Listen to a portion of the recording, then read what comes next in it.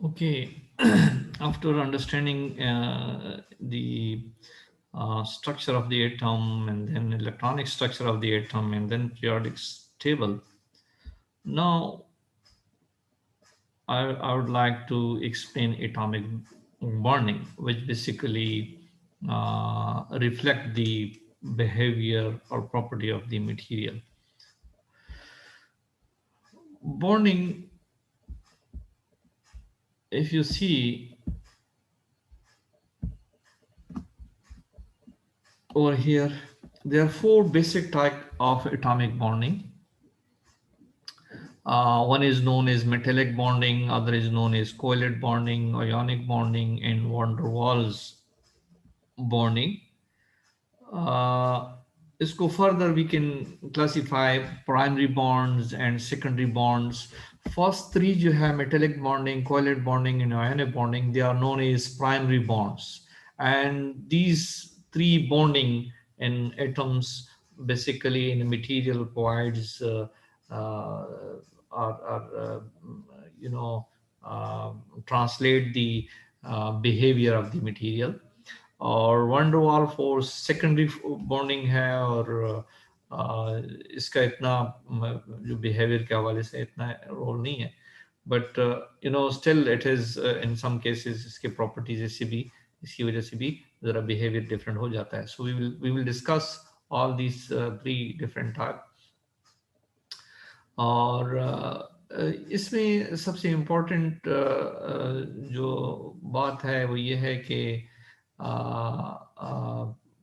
हमें in bond को समझने के लिए हमें ज़रा इलेक्ट्रॉनिक स्ट्रक्चर जो ऑलरेडी आप एफएससी लेवल पे भी पढ़ चुके हैं तो उनको ज़रा समझना ज़रूरी है कि हमें ज़रा इलेक्ट्रॉनिक कन्फिग्रेशन का पता हो कि किसी एटम में कितने शेल्स हैं कितने यानी आउटर शेल में कितने इलेक्ट्रॉन हैं और वो बेसिकली आपको अगर आप पीरियाडिक टेबल को समझे तो वहाँ से भी आपको अंदाज़ा हो जाएगा तो बॉन्डिंग की भी इस तरह हमें फिर पता चल जाएगा कौन सा मटेरियल किस बॉन्डिंग के लिए ज़्यादा उसकी टेंडेंसी है तो वहाँ से फिर हमें बेसिकली पीरियाडिक टेबल से भी पता चल सकता है कि भाई ये किस ग्रुप में ये मटेरियल है ये एलिमेंट लाई करता है और इसका बिहेवियर क्या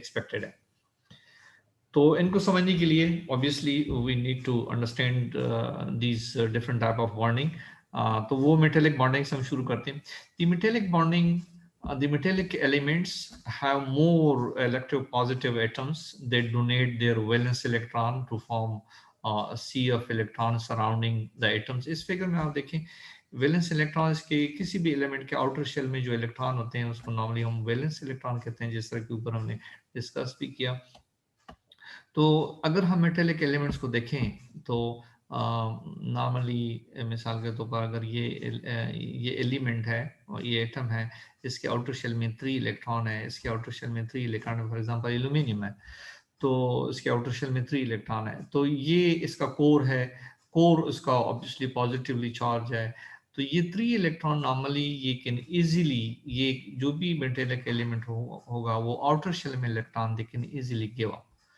तो इसलिए ये जो है for example aluminum gave up its 3 valence electron leaving behind a core consisting of nucleus and n electrons since 3 negatively charged electrons are missing from this core if aluminum gives it up so it is a positive charge of the 3 तो वो इसके core is obviously now will be positively charged क्योंकि वो electron और proton atom overall neutral होते हैं because of same number of electron and proton अब 3 electron चले गए so obviously core will be positively charge so the valence electron जो अब उन्होंने छोड़ दिए हैं these valence electron will freely move within the electron sea and become associated with several atom cores for example ये है अब ये जो आउटर शेल के इलेक्ट्रॉन है अब यहाँ के बाकी एल्यूमिनियम से भी आ गए हैं सारे पूरा एक समंदर जिसको हम कहते हैं इलेक्ट्रॉन सी ये इलेक्ट्रॉन सी बन गया अब ये electron they can freely move and they are free to attach to any positively core of the aluminium तो इसलिए ये एल्यूमिनियम ये कोर जो हैं एक दूसरे के साथ अट्रैक्ट होते हैं एंड ये यहाँ इसके साथ भी अट्रैक्ट है बिकॉज ऑफ दिस इलेक्ट्रॉन, ये इधर भी अट्रैक्ट हो सकता है, इधर भी अट्रैक्ट हो सकता है. सो ये attraction now has become possible because of the sea of electron and positive cores of different positive cores. So yeah, ये positive है, ये positive, so they are all attracted together. And the positively charged ion cores are held together by mutual attraction to the electron, thus producing a strong metallic bonding. Because their valence electrons are not fixed in any one position, most pure atoms are good electric conductor of electricity at relatively low temperature. तो ये आप देखें, अगर आप for example इस पूरे element को या इस पूरे मटेरियल को अगर हम इलेक्ट्रोपोटेंशियल अप्लाई करें तो ये इलेक्ट्रॉन मूव करना शुरू हो जाएंगे. So that's why it's easy for them to flow the electricity. तो इसलिए ये गुड कंडक्टर होते हैं. ये क्योंकि इसके इलेक्ट्रॉन फिक्स नहीं होते कहीं पे, ये आसानी से मूव कर सकते हैं एक पोजीशन दूसरी पोजीशन में, और इसकी वजह से they are good conductor. Under the influence of an applied voltage, the valence electron move, causing a current flow if the circuit is complete. So that's why आप metallic material जितने भी आप देखते हैं, they are good conductor because of this phenomena. वहाँ पे metallic bonding होती है. Material with metallic bonding exhibit relatively high Young modulus since bonds are strong. तो यंग मॉडुलस उन मटेरियल में ज़्यादा हाई होता है जिसमें बॉन्ड स्ट्रांग होते हैं. Metal also show good ductility since the metallic bonds are non directional. अब यहाँ पे एक प्रॉपर्टी डक्टिलिटी, यानी कि अगर 3 डायरेक्शनल प्रॉपर्टीज उसकी हो, नॉन डायरेक्शनल है, तो इस वजह से इसकी डक्टिलिटी भी अच्छी होती है. There are other important reason related to microstructure that can explain why metals actually exhibit lower strength and higher ductility than what we may anticipate from their bonding. यहाँ पे जो है ना सिर्फ वो कहने का मतलब ये है कि सिर्फ ये मेटेलिक बॉन्डिंग नहीं है, और माइक्रोस्ट्रक्चर लेवल भी बहुत सारे फैक्टर्स हैं, माइक्रोस्ट्रक्चर लेवल पे भी बहुत सारे फैक्टर हैं जिसकी वजह से हम ये डिफाइन कर सकते हैं why some material behaving with low strength and high ductility and so on. वो और भी है, बट यहाँ पे मेन जो है वो मेटेलिक बॉन्डिंग के हवाले से हम बात कर रहे हैं. Ductility refers to the ability of material to be stretched or bent without breaking. We will discuss these concepts later. अब chapter 6 में इंशाल्लाह mechanical property हम discuss करेंगे.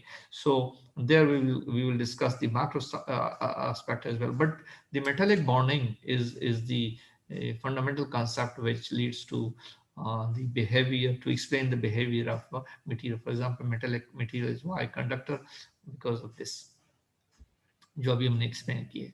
In general, the melting points of metals are relatively high. From an optical properties viewpoint, metals make good reflectors of visible radiation. Owing to their electropositive character, many metals such as iron tend to undergo corrosion or oxidation. So ये भी एक negative आप समझ लीजिए because of this phenomena. Oxidation corrosion phenomena is because most metallic material जो है वो easily crore होते हैं because of their nature. Many pure metals are good conductors of heat and are effectively used in many heat transfer applications. We emphasize that metallic bonding is one of the factors in our efforts to rationalize the trends in absorbed properties of metallic material. As we will see in some of the following chapters, there are other factors related to microstructure that also play a crucial role in determining the properties of metallic material. तो metallic bonding है but other factor भी हमें consider करने होंगे. So what is metallic bonding exactly ये ऊपर explain किया गया है. और मेटेलिक बॉन्डिंग की वजह से कुछ जो प्रॉपर्टीज जिसके ऊपर हम इजीली एक्सप्लेन कर सकते हैं बिहेवियर मटेरियल, वो आपने अब देख लिया. नेक्स्ट जो है वो कोवेलेंट बॉन्डिंग है. Covalent bond be again very primary bond in material. Material with covalent bonding are characterized by bonds that are formed by sharing of valence electron among 2 or more atoms. यहाँ पे जो valence electron है, they are being shared instead of giving them up to the C electron C. यहाँ पे जो है ना इसको शेयर किया जाता है. मिसाल के तौर पर सिलिकॉन एटम आप जरा देख लें, जिसके वैलेंस इलेक्ट्रॉन हमारे पास उसके 4 हैं और इनके आउटर एनर्जी शेल में 8 इलेक्ट्रॉन चाहिए ताकि ये मतलब है कि स्टेबल हो और बॉन्ड बना से। तो उस आउटर शेल में 8 इलेक्ट्रॉन करने के लिए दे share the electron with other atoms, with other silicon atom. For example, ये आप जरा देखें, ये बॉन्ड, ये सिलिकॉन है, सिलिकॉन एटम है, इसके आउटर शेल में 4 इलेक्ट्रॉन है। अब यहाँ पे ये सिलिकॉन, ये एक इलेक्ट्रॉन इस दूसरी सिलिकॉन के साथ जो है ना ये शेयर करता है, और ये एक इलेक्ट्रॉन इसके साथ शेयर करता है, और एक एक इलेक्ट्रॉन इसके साथ शेयर करता है। इसका मतलब यह है कि एक सिलिकॉन 4 दूसरी सिलिकॉन एटम के साथ अपने आउटर इलेक्ट्रॉन को शेयर करता है और कोवेलेंट बॉन्ड बनाता है। और कोवेलेंट बॉन्ड जो ये इस तरह बनाना चाहिए कि इसके जो है ना covalent bonding requires that electron be shared between atoms in such a way that each atom has its outer sp orbital field. अब यहाँ पे आप जरा देखें, ये अब आगे मजीद 3 के साथ शेयर करेंगे तो इसका आउटर ऑर्बिटल है ये भी फिल्ड हो जाएगा। इसका ऑलरेडी आप देखें इसका फिल्ड हो गया है। इस तरह ये भी बाकी 3 के साथ शेयर करेगा। सो इन दिस वे ये सब के आउटर ऑर्बिटल इस तरह शेयर होंगे। In this way the covalent bonding grow और विद एटम्स, और इस तरह जो है ना ये मटेरियल जो है ना वो पूरा में जो है ना वो बन जाएगा। अब each instance of sharing represent one covalent bond. For example, यहाँ पे ये covalent bond है, यहाँ पे भी covalent bond है, ये covalent bond है। Thus each silicon atom is bonded 4 neighboring atom, जिस तक यहाँ पे दिखाया गया है। ये 1 2 3 4 के साथ ये शेयर हो गया है। In order for the covalent bonds to be formed, the silicon atom must be arranged so the bonds have a fixed directional relationship with one another. तो ये एक दूसरे के साथ ऐसे अरेंज होने चाहिए कि ये directional relationship के साथ इस तरह हो. A directional relationship is formed when the bonds between atom and a covalently bonded material form specific angle depending on the material. In the case of silicon, this arrangement produces a tetrahedron with angles of 109. तो ये यहाँ पे जो है ना ये 4 atom जो आपस में बॉन्डेड है, ये तब बॉन्डिंग ये पॉसिबल है कि ये टेट्राहेड्रल स्ट्रक्चर में ये अरेंजमेंट हो। तो आपको पता है कि मुख्तलिफ क्रिस्टल स्ट्रक्चर है और इसका मुख्तलिफ हर कोवेलेंट बॉन्ड का अपना एक एंगुलर एक अटैचमेंट होगी दूसरे एटम के साथ, तो उस हिसाब से डिफरेंट क्रिस्टल स्ट्रक्चर इसके बनेंगे, डिफरेंट अरेंजमेंट होगी एटम्स की एक दूसरे के साथ। तो वो जो है यहाँ पे इन दिस केस इस फिगर में यहाँ पे ये दिखाया गया है, you can see over here, ये जो है ना एक टेट्राहेड्रल बन रहा है और ये दरमियान एंगल जो है 109। अगर ये नहीं है तो अदरवाइज ये टेट्राहेड्रल नहीं बनेगा और सिलिकॉन के साथ कोवेलेंट बॉन्डिंग नहीं होगी। So that's what he says. So covalent bonds are very strong. As a result, covalently bonded material are very strong and hard. For example, diamond, silicon carbide, silicon nitride, and boron nitride are all exhibit covalency. इनके दरमियान covalent bond होता है, that's why they are very hard. These materials also exhibit very high melting points, which means they could be useful for high temperature application. On the other hand, the temperature resistance of these material presents challenges in their processing. अब अगर कोई material hard होता है तो obviously उसको process करना ज़रा difficult होता है, और दूसरा ये है कि इसका टेम्परेचर रेजिस्टेंस सिलिका कार्बाइड आप जरा देखें, they are very they have a very high temperature resistance. So because of this, इसका processing भी ज़रा difficult है. These material bonded in this manner typically have limited ductility because the bonds tend to be directional. So because of this directional properties, ये जो है ना ये ductility इसमें कम होगी.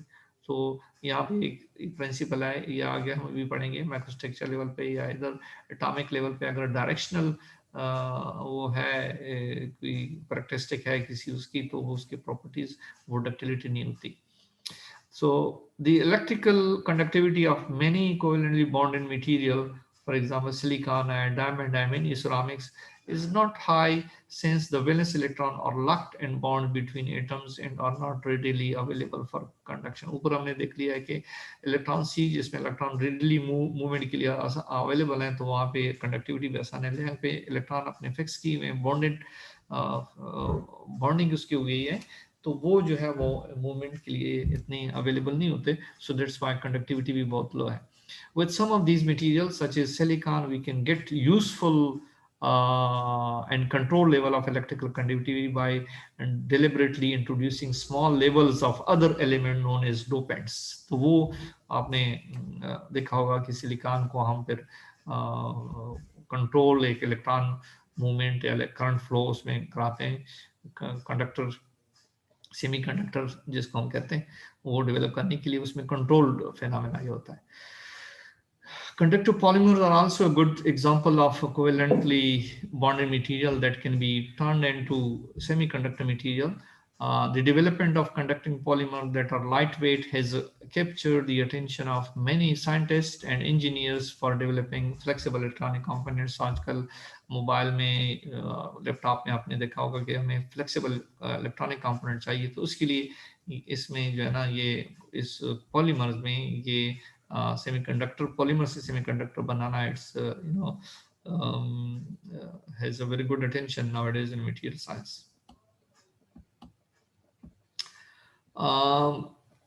अब यहाँ से जो ना सिर्फ ये करना, we cannot simply predict whether or not a material will be high or low strength, ductile or brittle simply based on nature of bonding. We need additional information on the atomic microstructure and atomic level, microstructure level and macrostructure level of the material. However, the nature of bonding does point to trend for material with certain types of bonding and chemical composition. अब ये पहले भी मैंने आपको बताया कि यहाँ से जो है ना एक बेसिक्स एक अंडरस्टैंडिंग डेवलप होती है कि इसका बिहेवियर आप किस तरह प्रिडिक्ट करेंगे on the basis of bonding, लेकिन बाकी चीज़ें भी हैं जो बिहेवियर को उनको अगर आप मैनिपुलेट करें, you can change the behaviour of the material. तो वो मैक्रोस्ट्रक्चर लेवल पे भी कर सकते हैं, मैक्रोस्ट्रक्चर लेवल पे भी कर सकते हैं, तो वो नैनो लेवल पे भी आप उसके बिहेवियर को चेंज कर सकते हैं, मतलब स्ट्रक्चर को अगर आप चेंज करें तो बिहेवियर चेंज हो सकता है। But bonding basically define the basic trend, which can be altered by manipulating the macrostructure, macrostructure or nanostructure.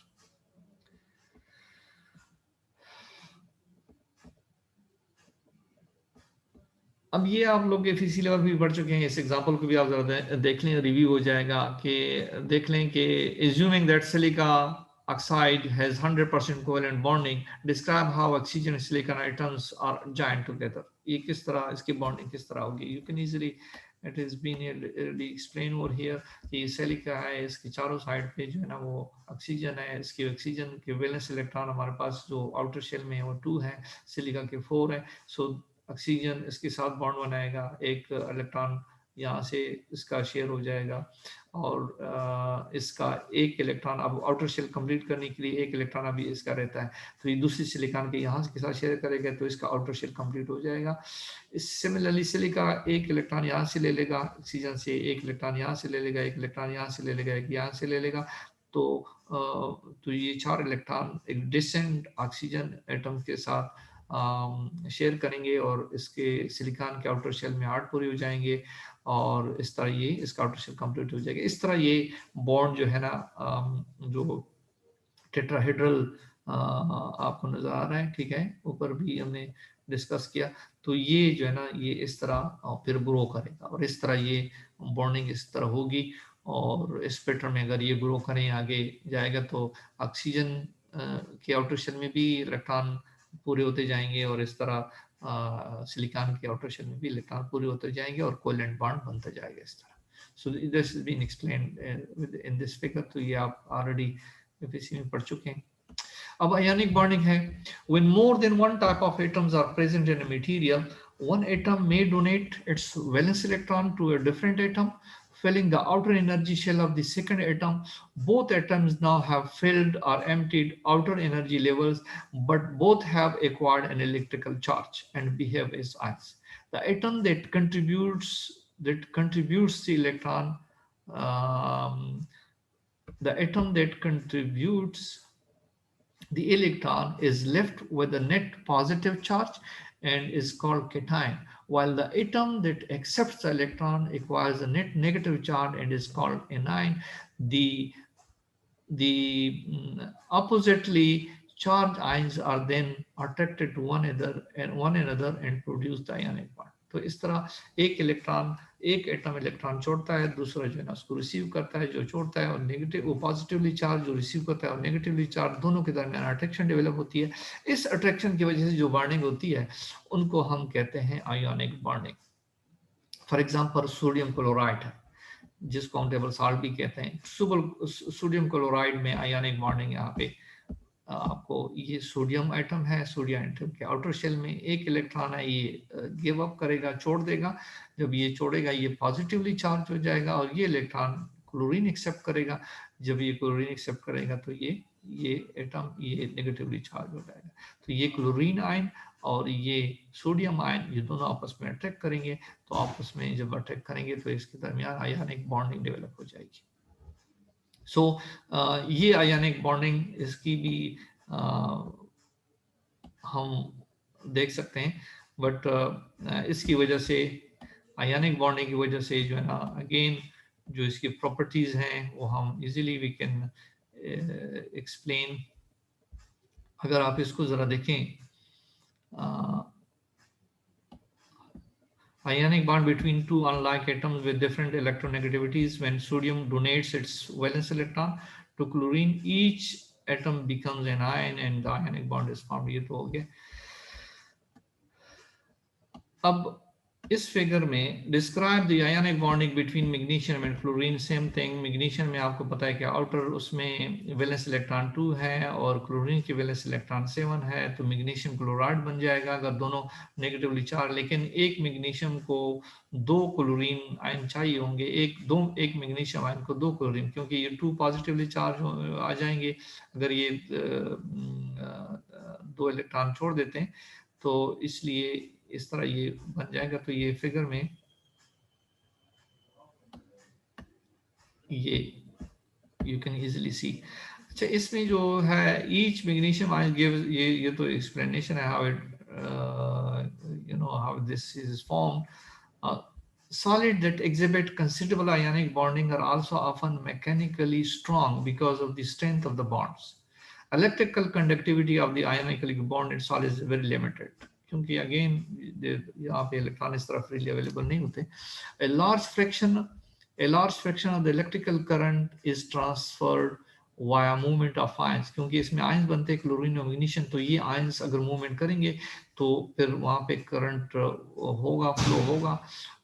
A large fraction of electric current is transferred via the movement of ions. Owing to their size, ions typically do not move as easily as electron. So this वजह से conductivity इसमें इतनी अच्छी नहीं होती। However, in many technological applications, we make use of electrical conduction that can occur via movement of ion as a result of increased temperature, chemical potential gradient, or an electrochemical driving force.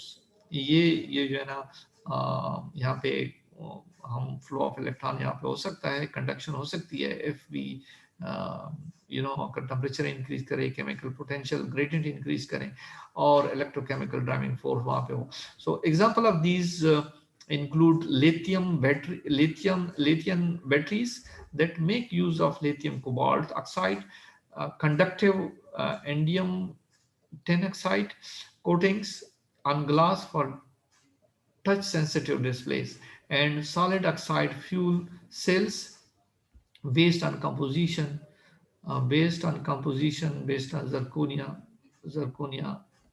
तो इसमें ये जो है ना इसमें ये example है, when voltage is applied to ionic material, entire ion must move to cause a current to flow. Ion movement is slow and electrical conductivity is poor at low temperature. तो ion movement को increase करने के लिए temperature बढ़ाना पड़ेगा, उसकी जो है ना वो इलेक्ट्रोपोटेंशियल ग्रेडियंट जो है ना उसको डेवलप करने पड़ेगा, तब जो है ना ये कंडक्टिविटी जरा इंक्रीज हो जाएगी। सो आयोनिक बॉन्डिंग में नॉर्मली जो है ना ये जिस तरह क्या है इसका mechanical behaviour, they are strong, strength उसकी अच्छी होती है अगर ये आयोनिक बॉन्डिंग है, और मैकेनिकली अगर हम कह दें, बाकी इलेक्ट्रिकल प्रॉपर्टीज इसमें इतनी अच्छी नहीं होती, उसको करने के लिए you have to do this. Okay, van der Waals bonding जो है जिस तरह कि हमने डिस्कस किया है, van der Waals bonding again secondary forces हैं, सेकेंडरी बॉन्डिंग है जिसकी वजह से वो मटेरियल बिहेवियर तो we can somehow we can explain कि किस तरह है, लेकिन मेनली जो है ना मटेरियल बिहेवियर जैसे कि ऊपर मैंने बताया आपको, ये 3 बॉन्डिंग है, इसको समझना जरूरी है।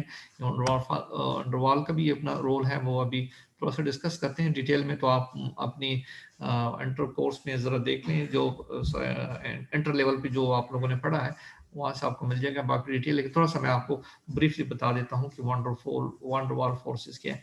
वंडरवॉल फोर्सेस इस तरह, फॉर एग्जांपल ये हमारे पास एक न्यूट्रल, ये एटम है, ये न्यूट्रल होता है, ठीक है।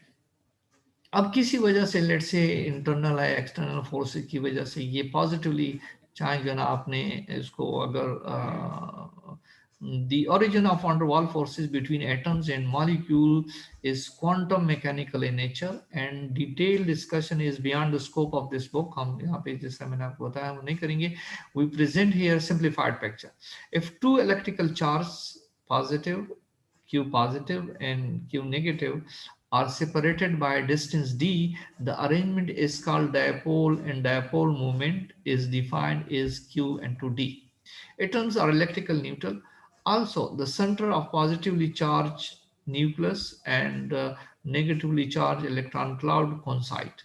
Therefore, a neutral atom has no dipole moment, जैसा कि यहाँ पे दिखाया गया है. When a neutral atom is exposed to an external or external electrical field, the atom gets polarized, and the center of positive and negative charge separate. This creates or induces a dipole moment, जो यहाँ पे दिखाया गया है. So you see ये because of the external and internal, जैसा कि अभी बताया गया फोर्सेस की वजह से, ये जो है ना यहाँ पे डायपोल मूवमेंट जो है ना आपने देख लिया है कि ये पॉजिटिवली इस साइड पे और नेगेटिवली इस साइड पे जो इलेक्ट्रॉन क्लाउड है इस तरफ आ गया. सो इस ये एटम जो न्यूट्रल हुआ करता था, इसके अराउंड इलेक्ट्रॉन रिवॉल्व कर रहे थे, अब ये जो है ना नेगेटिवली पॉजिटिवली चार्ज, एक पोल आपको नजर है पॉजिटिवली चार्ज है, दूसरा नेगेटिवली चार्ज है. अब इस तरह और भी अगर हमारे पास एटम्स होंगे जो इसमें डायपोल मूवमेंट हो, तो वो उसको हम पोलर मॉलिक्यूल्स कहेंगे, और ये polar molecules polarised atoms can be attached to each other, जिस तरह के यहाँ पे है. तो इनके दरमियान जो फोर्सेस हैं, ये पॉजिटिवली, ये पॉजिटिव साइड नेगेटिव साइड पर अटैक करेगा, इस तरह ये पॉजिटिव दूसरे नेगेटिव साइड के अटैच करेगा, इस तरह एटम्स के दरमियान एक बॉन्डिंग होगी, उसको हम वंडरवॉल बॉन्डिंग कहेंगे. तो अब वंडरवॉल बॉन्डिंग जो है ना मुख्तलिफ इंटरेक्शन पॉसिबल है, इसको हम लंदन फोर्सेस कहते हैं, डिबाई इंटरेक्शन कहते हैं, कीसम इंटरेक्शन कहते हैं. तो ये सारी जो है ना मुख्तलिफ किस्म की इंटरेक्शन है जो यहाँ पे एक्सप्लेन है. ये जो है, ये जो मैकेनिज्म यहाँ पे दिखाया गया है, इसको हम कहते हैं लंदन फोर्सेस. इन एक्सटर्नल कोई फोर्स की वजह से ये न्यूक्लियस जो है ना ये जरा इसकी मूवमेंट इस तरफ हो जाएगी, और ये डायपोल मूवमेंट हो जाएगी. तो ये पोल नेगेटिवली पॉजिटिवली चार्ज होगा, तो ये दूसरे एटम्स के साथ इस तरह अटैक करेंगे. तो दिस इज पॉसिबल, इसको हम कहते हैं लंदन फोर्सेस. इस तरह अगर ये आप जरा देखें, ये ऑक्सीजन, ये कीसम अट्रैक्शन इंट्रैक्शन को उसको बोलते हैं. फॉर एग्जांपल ये ऑक्सीजन है, ऑक्सीजन वाटर है, वाटर में ऑक्सीजन और हाइड्रोजन मॉलिक्यूल है. तो यहाँ पे ऑक्सीजन इलेक्ट्रॉन जो है ना यहाँ पे इस साइड पे ज़्यादा है, यहाँ पे हाइड्रोजन इस साइड पे ज़्यादा है, तो इस साइड पे आ जाएंगे. तो ये पोर्शन एक नेगेटिव पोल यहाँ का इसका डेवलप हो रहा है, और ये पॉजिटिवली, क्योंकि ऑक्सीजन जो है एक हाइड्रोजन एक एटम इसके साथ है, तो ये पूरा इस साइड पे पॉजिटिव इस साइड पे नेगेटिव, ये पूरा मॉलिक्यूल जो है ना एक साइड पॉजिटिव और एक नेगेटिव इन हाइड्रोजन वाटर मॉलिक्यूल में। इस तरह एक दूसरा वाटर मॉलिक्यूल है, इसमें भी एक पॉजिटिव। तो वाटर मॉलिक्यूल का पॉजिटिव और नेगेटिव साइड जो है ना, नेगेटिव पॉजिटिव के साथ अटैच हो जाएगा और पॉजिटिव नेगेटिव के साथ अटैच हो जाएगा। तो ये इस तरह की जो अटैचमेंट है इसको हम कहते हैं Keisam attraction. Keysome attraction are formed as a result of polarization of molecules or groups of atoms. In water, electrons in the oxygen tend to concentrate away from the hydrogen. The resulting charge difference permits the molecule to be weakly bonded to other water molecules. तो ये जो है ये इसको Keisam attraction या sometime इसको hydrogen bond भी कहते हैं। इसके अलावा जो डिबाई इंटरेक्शन है, डिबाई इंटरेक्शन क्या है? When induced dipole, that is induced in what is otherwise a non-polar atom or molecule, interacts with a molecule that has a permanent dipole moment, we refer to this interaction as Debye interaction. तो वो अगर ये situation है तो फिर उसको हम जो है ना Debye interaction है. For example of Debye interaction would be forces between water molecules and those of carbon tetrachloride. ऊपर जो है अगर यहाँ पे ये वाले जो पूरी इस तरह मॉलिक्यूल है, ये फॉर एग्जांपल ये अगर इधर इसके साथ अगर इसकी इंटरेक्शन हो तो ये डिबाई इंटरेक्शन होगा इस मॉलिक्यूल के साथ। सो जिस तरह के water this is known as carbon tetrachloride. Carbon tetrachloride का अगर वाटर मॉलिक्यूल का के साथ इस तरह जो वहाँ पे डायपोल है वाटर मॉलिक्यूल का जो पॉजिटिव नेगेटिव साइड्स हैं और वो इस तरह कार्बन टेट्राक्लोराइड का वाटर पॉजिटिव नेगेटिव साइड है, ये आपस में अगर वो करते हैं आपस में इंटरेक्शन करते हैं तो ये डिवाइड इंटरेक्शन। सो इस तरह कहने का मतलब ये है कि वीक बॉन्डिंग फोर्सेस हैं जो मुख्तलिफ इस तरह नेगेटिव मुख्तलिफ इंटरेक्शन जो है ना इसकी इंटरेक्शन से मुख्तलिफ इंटरेक्शन से ये आपस में बॉन्डिंग बनाते हैं मॉलिक्यूल के दरमियान, जिसमें डिबाई इंटरेक्शन है, कीसम इंटरेक्शन है और लंडन इंटरेक्शन, लंडन फोर्सेस है। तो इन इंटरेक्शन की वजह से ये बॉन्ड जो है ना वो बनता है। Polyvinyl chloride, the chlorine atoms attached to the polymer chain have negative charge and the hydrogen atoms are positively charged. The chains are weakly bonded by van der Waals force. यहाँ पे आप देखें ये a good example of van der Waals force है। ये इसमें भी दूसरे के साथ ये bonded इसकी bonding होती है। So it is van der Waals force. Again over here आप इसमें भी देख सकते हैं when the force is applied to the polymer, the van der Waals bonds are broken and the chains slide past one another. तो ये इसकी में जो प्लास्टिसिटी है या जो फ्लेक्सिबिलिटी है because of this van der Waals forces वो ब्रेक होते हैं, ये जो बॉन्डिंग होती है ये ब्रेक होता है, van der Waals फोर्सेस बहुत कम मतलब कि वीक होती हैं, तो इसकी वजह से पॉलीमर में ये फिनोमेना इस तरह होता है। So you can see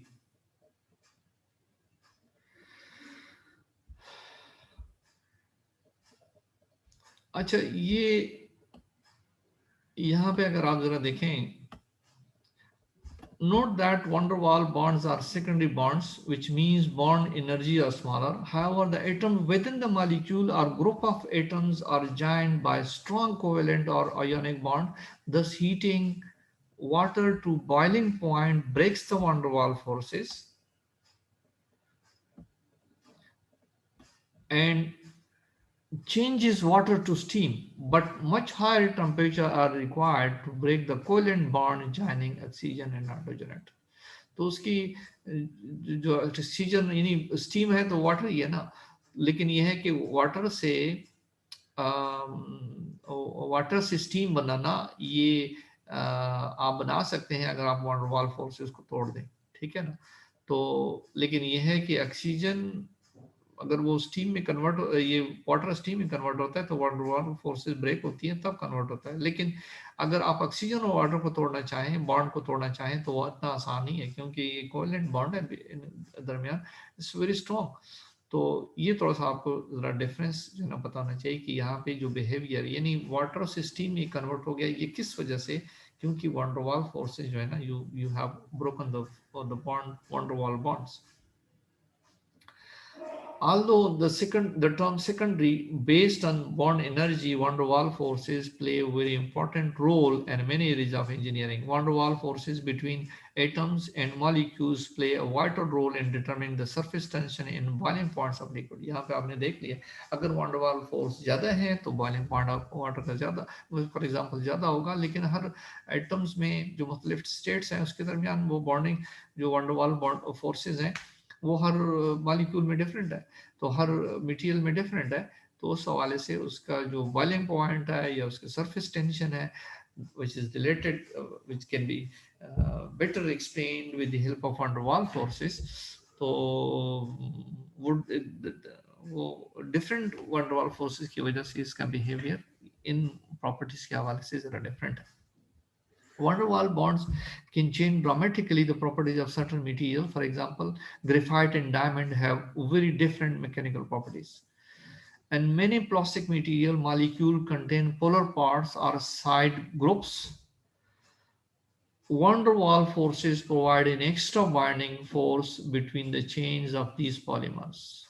This makes PVC relatively more brittle material known as plasticizer are added to enhance PVC ductility. तो ये इनकी वजह से जो है ना वंडरवाल फोर्सेस के ये यहाँ पे एक्सप्लेन किया गया है कि किस तरह इसका बिहेवियर, मटेरियल बिहेवियर को आप कंट्रोल कर सकते हैं या अंडरस्टैंडिंग दी वंडरवाल फोर्सेस. अच्छा, पहले भी मैंने आपको बताया था, नॉर्मली जो भी मटेरियल होता है उसमें सिर्फ आयोनिक, कोवैलेंट या मेटेलिक या वैन डर वाल्स बॉन्डिंग नहीं होती, बल्कि सारी बॉन्डिंग मिक्स्ड बॉन्डिंग होती है.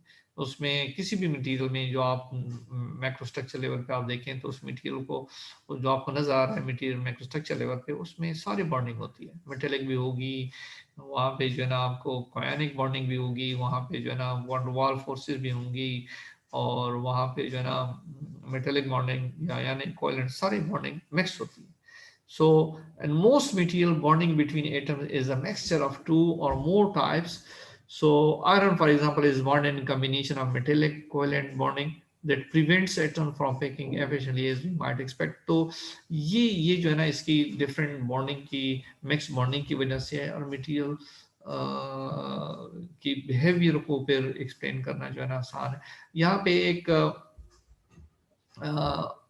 ये देखना कि भाई मटेरियल कितना कोवैलेंट है, कितना यानिक है, तो ये इक्वेशन यूज होता है, तो वहाँ से आप ये एक्सप्लेन कर सकते हैं. If you have the electronegativities, अगर आपको एटम्स का पता हो कि इलेक्ट्रोनेगेटिविटी ऊपर हमने एक्सप्लेन की पीरियोडिक टेबल में, तो electronegativity, if you know the difference between two atoms कि इसमें इलेक्ट्रोनेगेटिविटी क्या है, तो वहां से आपको पता चल जाएगा कि कितना ये कोवैलेंट, ये bonding will be tending toward covalent और आयोनिक.